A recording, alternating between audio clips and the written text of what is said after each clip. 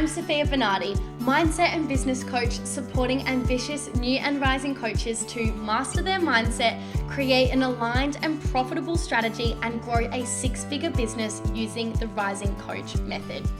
I built a multi-six-figure business by the age of 24, and in this podcast, I will teach you the psychology, strategy, and energetics to do the same.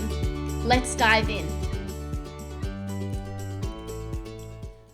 Hi, and welcome to Rising Coaches with Sofia Bernardi. I am so grateful you are listening, whether you are on your walk or in the car or cleaning the house. I am so grateful that you have chosen to listen to this episode. It means the world to me. And today I wanted to talk about something that is very close to my heart and something that I hope really inspires people to shift their perspective to be able to truly change their life. I believe that this topic really is very important to change your perception of, because it's the number one thing that holds humans back. And this just doesn't just apply to business. This is relationships. This is, the relationship with yourself. This is your health. This particular topic really holds people back. And if I can provide another way to look at it, then hopefully that will inspire you with whatever it is you're focusing on right now in your life, to take the necessary actions, make certain decisions, think a little bit differently, and therefore generate different results. And that is the topic of fear, right? So many people are not taking action due to fear. They're afraid that they're going to fail. They're afraid that they're going to succeed. They're afraid that they're not good enough. They're afraid that they're going to be judged. They're afraid that they are going to be rejected. So many people are afraid of things not working or things working, just that rippling, crippling feeling of fear just goes through your whole body, and it stops you. It stops you from leaning into what's important to you. It stops you from taking the necessary actions that are actually going to change your life. And the only reason our brain does that is because often the things that we really care about require us to go out of our comfort zone. And our brain is just honestly not designed or evolved for happiness. It's designed to keep us safe and to survive. And so you have to imagine that when you go and do something that you care about outside of your comfort zone, all that does to your brain is flash all of these red alarm signals that this is a danger zone. This is unknown. You might die here. This is not safe. Don't do it. And so you have this really strong feeling of fear come up. And it's so strong that it actually is designed to stop you from moving forwards. Because our brain, unfortunately, just doesn't care about our happiness. It cares about our survival, right?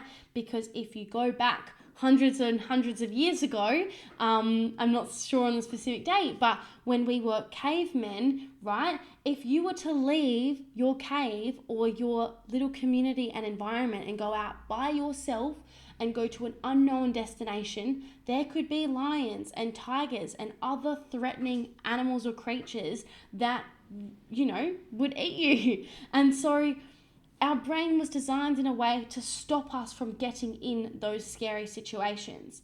And I'm not creating this episode to absolutely remove fear, because there is an absolute time and place for fear where it will save our life, truthfully. That intuition, that deeper feeling that we get of, oh, don't go down that alleyway, don't walk beside those people, don't go in this area by yourself, let someone know where you are. Those little intuitive feelings and thoughts we get, they are important to recognize and to act on and to be taken seriously. But at the same time, we just need to become aware of what fear is genuine and real here and should be taken seriously, and what fear is probably not actually that life-threatening. For example, going live on Instagram or Facebook is not life-threatening, right? You're in the comfort of your home typically, and you're talking about something that you're passionate about, wanting to make a positive impact. There, fear is not going to help you. It's just going to hinder you. But at the same time, this conversation isn't about not feeling fear at all. In fact, I kind of hope you do feel fear. And that is the point of this entire podcast episode, is I want to change the perception of fear. That in the instance of growing your business and moving towards your goals, of course, that fear should be present because it shows that you care. It's telling you that it's outside of your comfort zone, which means you are going to grow. Growth happens outside of our comfort zone. It absolutely does not happen in our comfort zone at all, right? So I kind of want you to feel the fear, but I want you to be able to feel the fear and do it anyway. And that's the point of this conversation, is reframing what fear is, right? You know, there's an acronym for fear that is false evidence appearing real, right? So it's not actually a real fear, right? It's a feeling. And if we can catch our thought in that moment where that emotion comes up and reframe that, it's going to allow us to take the necessary action to grow, to evolve, and to expand, right? Interrupting this podcast episode quickly, because if you're loving this episode, it would mean the world to me if you shared my podcast to your Instagram stories. All you have to do is screenshot this episode and share it to your Instagram stories, tagging me at Sofia Rose Bernardi. I would love to connect with you, because all of that happens on the other side of fear. So it's not about removing fear, it's about understanding and recognizing why the fear is there and doing it anyway, okay? So the reason I'm having this conversation is I see and hear so many people say, I can't do it, there's too much fear. I need to remove the fear before I can take action. But here's the thing, the fear is not really gonna go away until after you've done it. And when fear is really just showing us that we're about to grow and evolve and expand, is it something we really want to get rid of? Or is it something we could just lean into and acknowledge and then do the damn thing anyways? Because that's what's really supported me. When I first started my business, I had so much fear. It absolutely crippled me. It stopped me from doing the things I cared about because I was afraid of my friends or family members thinking, oh, she's changed. Who is she to do this? She sucked in school and here she is giving life advice. Or, I was really afraid of losing people in my life, or I was afraid of putting my goals and my dreams out there for the world to see and then it not working out. I was extremely afraid of failure, right? To the point that I just wasn't even starting, which ironically guarantees quote unquote failure, right? When you choose not to do the thing because you're afraid of failure, you will fail that way. Whereas if you actually felt the fear and did it, you actually have a chance of succeeding, right? Because you've gone and done it. So it's so much better to try than to not try at all, okay? And fear has actually turned into a huge gift of mine. I was petrified of it and I would avoid it, and that's why I didn't go live. I didn't tell people about my office. I didn't even tell people I was a coach, and I just really kept my goals very small and achievable to avoid this feeling of failure. But then I realized, okay, the start of every month, these same thoughts and feelings are coming up every month of, can I do it again this month? Am I good enough? What if it all goes away and disappears? Every month I would have to have this battle in my mind about these stories. And after doing this for 6 or 8 months of just at the start of every month running through the same cycle in my head, I eventually was like, wow, this is really just not going away, even though I have all of this evidence that everything's going to be fine. And either way, I'm gonna find a way to make it work.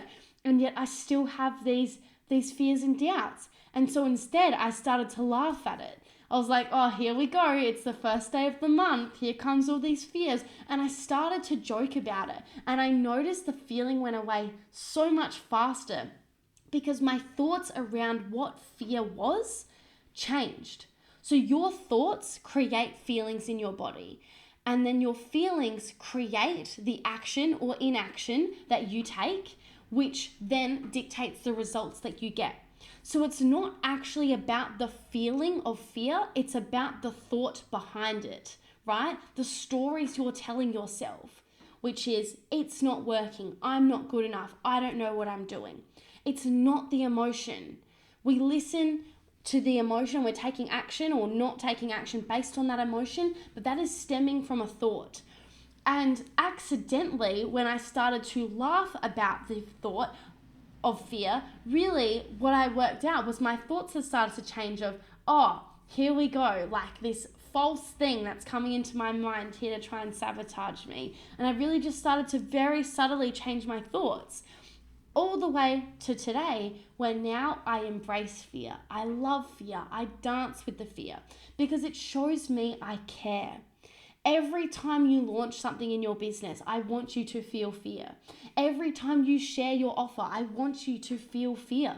Every time you sign a client, I want there to be some fear. Every time you go live, every time you invest in yourself. You see, fear shows us we care, right? That's been my reframe. Fear shows us what's about to happen, how our life is about to change. And so I want you to feel those fears because it means that you're doing something. It means you're putting yourself out there, right? Fear shows us we care about what we do, who we do it for, and why we do it. So stop trying to remove the fear and instead feel the fear and do it anyway. Don't suppress the emotion and your dreams and your vision and your mission with it. Feel it, embrace it, acknowledge it, love it, dance with it, and do it anyways. And watch your entire world change. It's not about the fear. It's about the stories you're telling yourself, which is dictating your entire life. Change the stories in your mind and watch your world expand.